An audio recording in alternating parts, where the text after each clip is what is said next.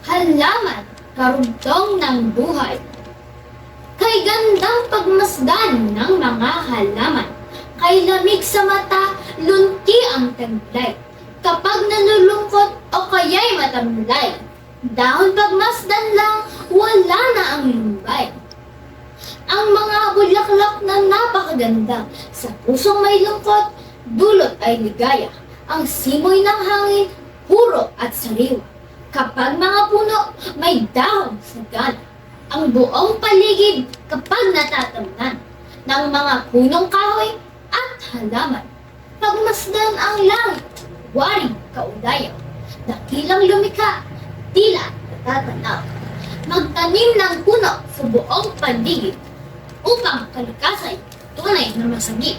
Programang Clean and Green, laging isa-isip, balansing paligid, tiyak na makakanip.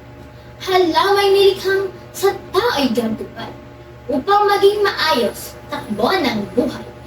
Dapat na mahalin at pakaingatan tulad din ng ating sariling katawan.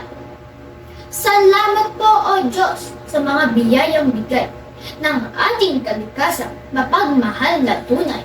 Ang pangako po namin lubhang pakaiingatan mga puno't halaman habang kami nabubuhay.